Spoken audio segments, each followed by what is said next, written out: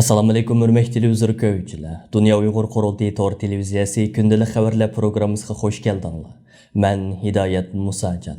Bugün 4-cü ayının 8-ci günü payshanba. Hammalarga shu vaqtda xayrlik bo'lsin. Aziz ko'ruvchilar, tövəndə diqqətinizlər bugünkü xəvərlər pirugrammisining təfsilatida bo'lsin.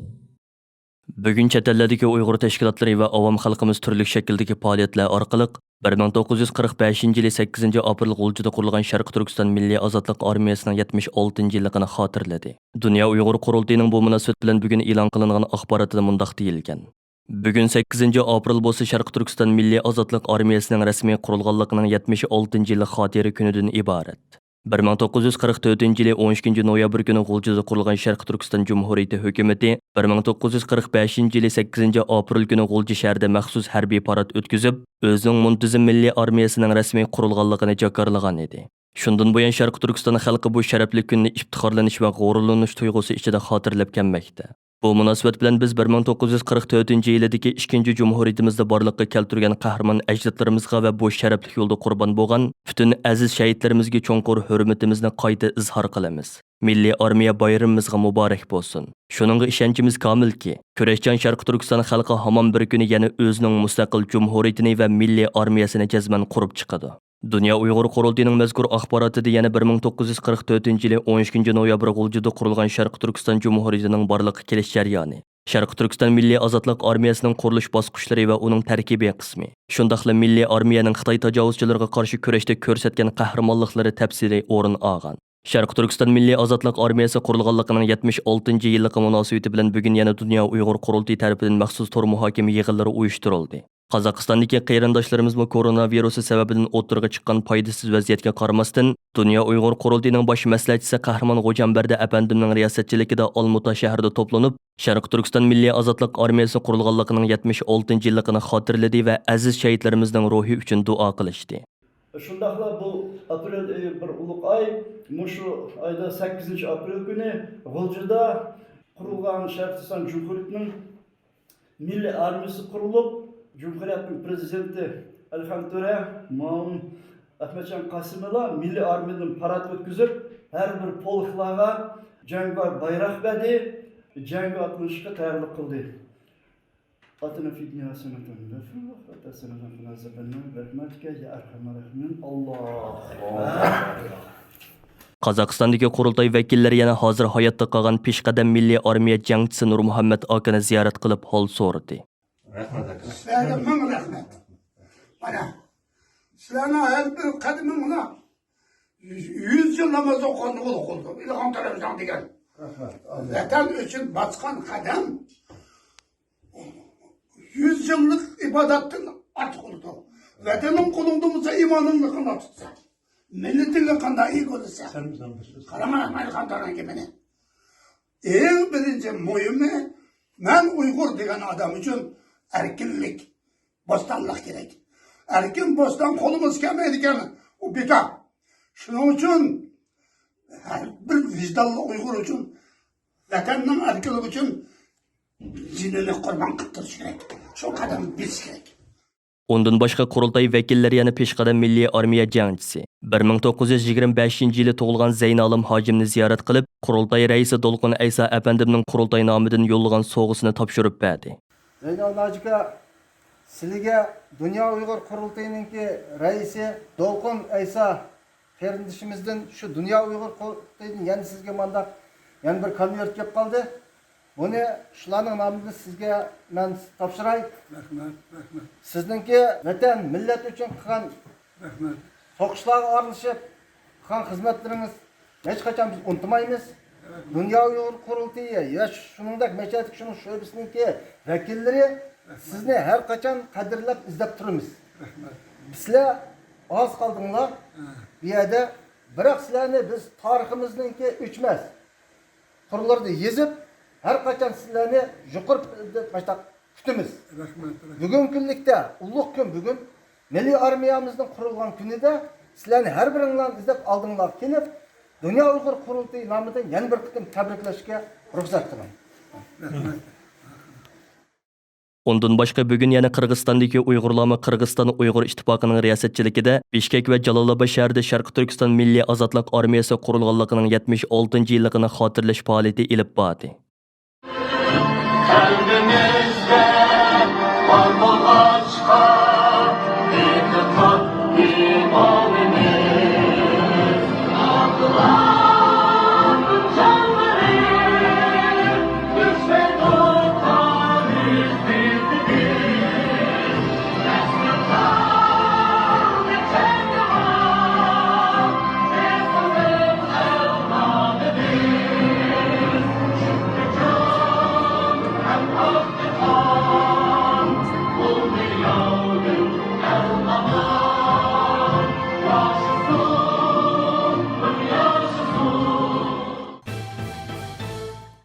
Türkiye'de Uygurlar meselesiga izchil holda ko'ngil bilib kelayotgan o'qchi partiyalardan İYİ partiyasining raisi Meral Akşener va Ankara shahrining Cumhuriyet Xalq partiyasidan bo'lgan shahar boshlig'i Mansur Yavaşning 5 aprel Twitter'da Barin inqilobining 31-yilligini xotirlashi va Xitoyning Anqaradagi bosh elchixonasining ularga tahdid xarakterlik hujum qilishi Turkiya bilan Xitoy o'rtasida diplomatik kriz paydo qilgan.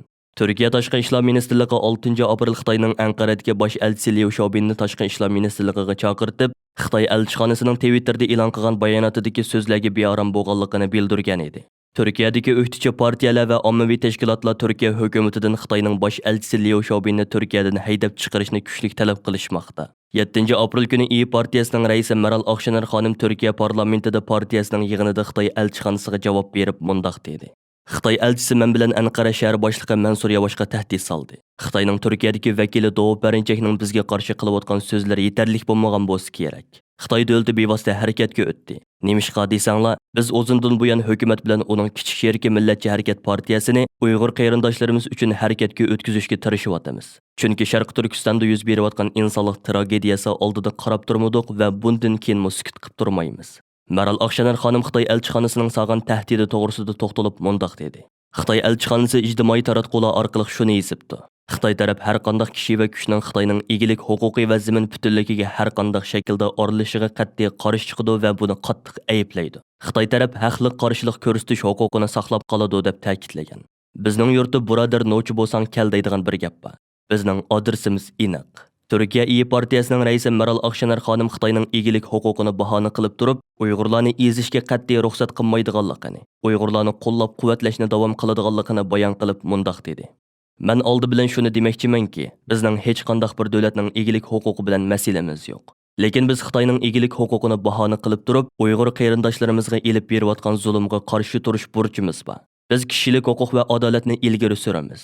Biz Xitoyga Uyg'urlarning ishbitiga va muqaddaslariga uzatgan qo'lini tat deyotimiz.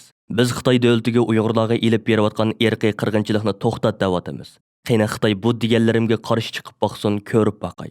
Meral Akşener xonim 2 oy burun Nursimangul ismli bir Uyg'ur ayolni Turkiya parlamentida guvohlik bergizgan edi. O bugungi so'zida Turkiya parlamentining Uyg'urlarning ovozini yetkazadigan joy ekanligini, hokimiyat beshiga kelsa xalqaro so'rovlarda Uyg'ur masalasini o'ttirg'a qo'ydiganligini bayon qilib mundaq dedi. Biz bu masalaga Uyg'urlar bizning qarindoshlarimiz bo'lganligi uchun emas, ham insoniy masala bo'lg'ashga ko'ngil bilamiz. Shunga bu parlamentda bir Uyg'ur qarindoshimizning dardini anglatdi. Bu parlament haqiqatni, adolatni dunyo jamoatchiligiga anglatadigan joy. Turkiya parlamenti millatning, xalqning orzu-armonlarini, haqiqatni anglatadigan sahnadir. Xitoy bizni saraydagilar bilan aralashtirib qo'ymang. Biz sizlar bilan qo'limizni urib turib ko'rishmaymiz. Bizni bundaq tahdid silib qo'rqitolmaysizlar. Biz bu masalani bugun parlament kun tartibiga akilyapmiz. Oldimizdagi yillarda saylamda utib chiqib hokimiyatni qo'lga olsak, ba'zi davlatlar bilan birlikda Xitoyga qarshi kurash qilamiz. Mustabid Xitoy hokimiyatining Sharqiy Turkistonda Uyg'urlarni asos qilgan yerli xalqlarga qarata rahimsizlik yurgizayotgan irqiy qirg'inchiligi sababli G'arb demokratik ellarning va xalqaro jamoatchilikning Xitoyga bo'lgan besimi kundan-kunga kuchayib berayotgan bugungi kunda Xitoy hokimiyatining o'zining bu xil jinoiy qilmishlarini oqlash maqsadida elib berayotgan ishki tashqi tashviqotlarini zo'r darajada oshirib, Uyg'urlar xuddi xushal-xuram va baxt ichida yashayotgandek bir soxta manzarani yaratishga urinishi G'arb matbuotlarining kuchli diqqatini qo'zg'ab qolmasdan xalqaro kishilik huquq tashkilotlarining qattiq noroziligiga uchradi. Xitoy hökuməti bundaq təşviqatlarını taqitishdə Xitoyning o'zida cheklangan YouTube, Facebook va Twitter qatorliq ijtimoiy taratqularni aktiv shaklda qo'llanayotgan bo'lib, Wall Street jurnali yaqinda Xitoy doiralarining Facebook torining e'lon qilgan supisiga pul to'lab, uni Uyg'urlar haqidagi siyosiy tashviqotini yoyadigan supi qilib ishlatayotganligini va bu masalaning Facebook ishchi xizmatchilari orasida andisha paydo qilganligini bildirgan edi. Tekshirishdan ma'lum bo'lishicha, Facebook, Twitter, YouTube qatorliq donliq ijtimoiy aloqa vositalarida Xitoy tarqatgan saxta uchurlarning mazmuni keng doirlik bo'lib, koronavirus Amerikaning suiqasdlik plani, Uyg'urlar terrorist degandek o'sak gapdan boshlab, lagerlar yo'q, majburiy emgak yo'q, Uyg'urlar baxtli yashayotidi degandek yolg'on tashviqot ko'z bo'yamchiliklarning hammasini o'z ichiga oladi ekan. Kishilik huquqni kuzatish tashkilotining Xitoy ishlar direktori Sofiya Richardson xonim bu munosabat bilan oldingi kuni Erkin Osiyo radiosi Uyg'ur bo'limining ziyoratini qabul qilib, Xitoyning xalqaro ayblashlarga bundaq tashviqot filmlari orqali javob qaytarishini sog'lom bo'lmagan ruhiy holat deb ko'rsatdi. Sofiya Richardson mundaq dedi: "Rost gap qilsam, Xitoy tarqatayotgan bundaq naqsha usulliq tashviqot videolarini sifatlaydigan so'z topolmayapman. U shunchalik razil, chakana, kulkilik va haqiqatan musaranglarcha. Siz o'ylab beqing. O'z davlatidagi kishilik huquq dafsandichiliklarini tugutishni haqiqiy yo'sinda ko'zlaydigan jiddiy bir hokimiyat bundaq ayblashlarni qabul qiladi. Uni isbot va haqiqat asosida tekshirib tadqiq qiladi. Xitoy hukumatı bo'lsa zulmni inkor qilib, uni xalqaro jamiyat to'qib chiqargan deb ig'ir darajada yolg'onchilik qilib qolmay, yana texi mushundaq naqshi muzikalik filmlarni taqitib rayonda hamma ishlarning yaxshiligini ilgari suryotidi. Menchi bu patologiyalik inkos. Xitoy hukumatining qanday qilib bu videolar bilan boshqalarni qoyil qila olamiz deb o'ylaganligiga odamning aqli yetmaydi. Amaliyotda bundaq videolar kishida yanama ko'p savol va gumon paydo qiladi. Kishilik huquqni kuzatish tashkilotining raisi Kenis Ross Twitterga bu vaqtda yozgan inkosida Xitoy hukumati Xinjiangdagi Uyg'ur musulmonlarga qilayotgan dahshatlik ziyonkashligi to'g'risidagi tashviqot hikoyalaridami birdaklikni saqlayolmayotdi. Ular boshda lager yo'q dedi. Ondan uni kishilar o'z ixtiyorligi bilan boradigan yotoqliq maktab dedi. Endi bo'lsa Xitoy o'zini terrorlikqa qarshi kurash qilyapmiz deb chiqdi degan. Sofiya Richardsonning qarashicha Xitoy hukumatining xalqaro munbarlarni qo'llanib, jamoat fikrini burmoqchi bo'lishi kishini jiddiylashtirsimi, bundaq tashviqotlarga kishilarning qanchalik ishonadiganligi aniq emas ekan. U yana mundaq degan: "Menchi bundaq bir vaziyat ostida xalqarodagi ishonchlik, mustaqil axborotlarga va bizdek mustaqil organlarga yana bir zo'r vazifa va mas'uliyat tushadi. Biz paket asosidagi dokladlarimiz orqali haqiqatni olg'a suramiz. Kishilar shuni bilishi kerakki, mayli Amerika, mayli Germaniya va Avstraliyadagi Uyg'urlar bo'lsin, ular hali ham yurtlardagi urug' tuqqanlari bilan so'zlashamaydi. Ularning vaziyatida bir yaxshilanish bo'g'ini yo'q.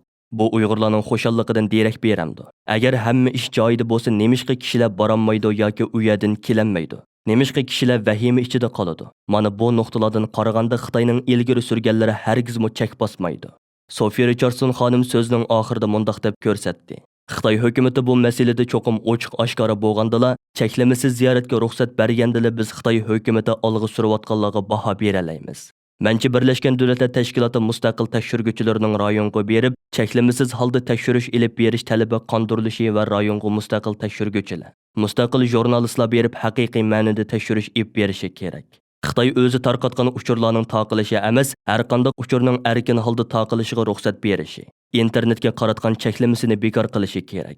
Bo'libmi Xitoyning bu xil saxta tashviqotlari jarayonida Sharq Turkistonda tonilgan va Uyg'ur xalqi tarafidan so'yilgan san'atkorlarimizning ilgari o'rilgan naqshi usul va musiqalarini xuddi hozir o'rinlayotgandek, vatan ichidagi xalqimizning hozirmi ham usul o'ynab, dop-taranchda baxtli yashayotgandek bir saxta manzarani yaratishga urinishi chet ellik kuzatuvchilarning kuchli diqqatini qo'zg'ab kelmoqda.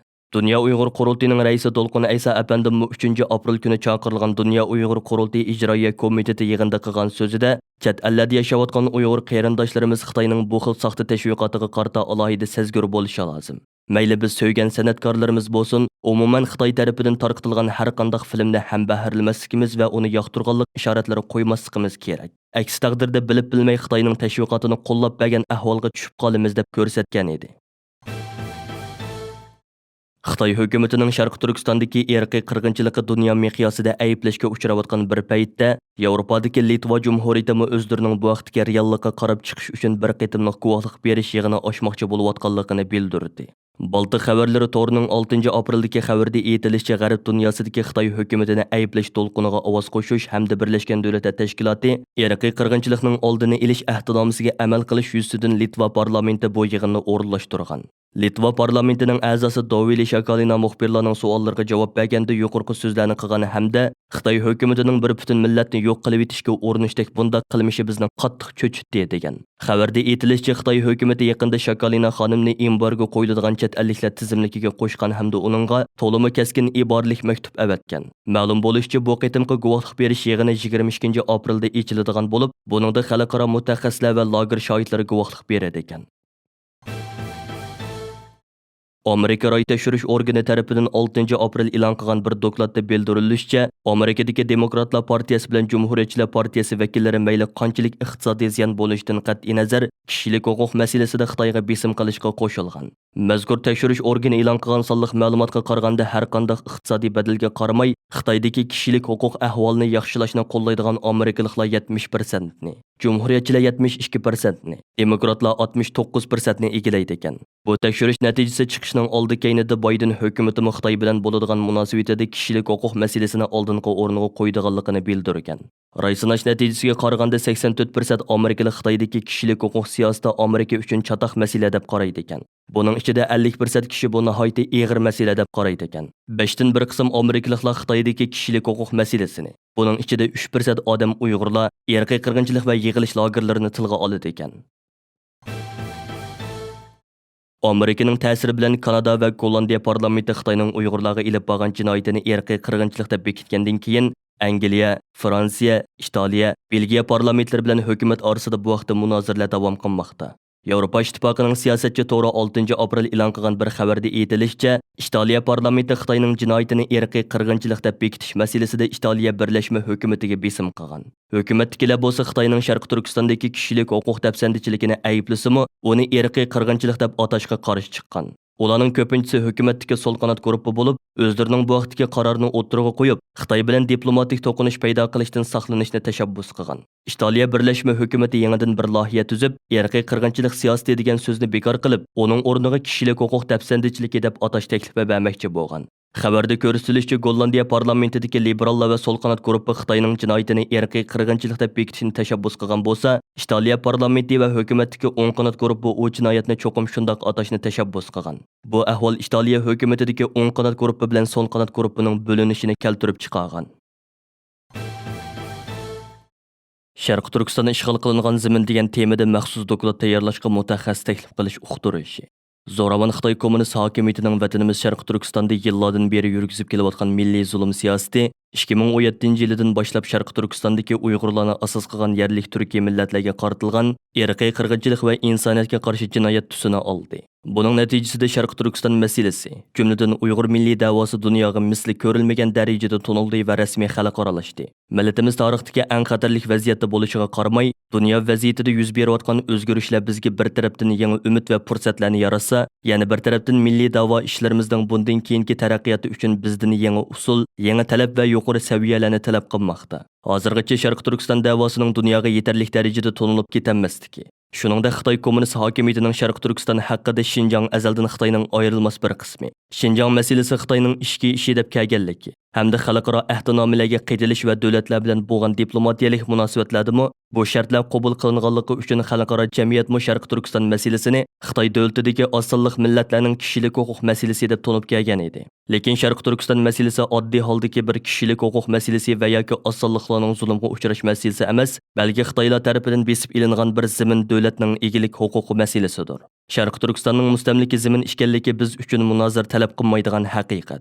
Afsuski dunyo ishlari bizning hissiyotimizga boqmaydi. Birlashgan Davlatlar Tashkiloti va uning a'zo davlatlarning Sharq Turkistonning besilingan zamin ekanligini e'tirof qilishi, xalqaro ahdnomalar va Xitoy davlati bilan bo'lgan munosabatlarga bevosita berib taqiladigan intayin cho'ng va nozik bir masala bo'lg'achqa, bugungi dunyoviy sistemalar va dunyo davlatlari uchun bu biz o'ylagandek undoq oddiy va oson ish emas.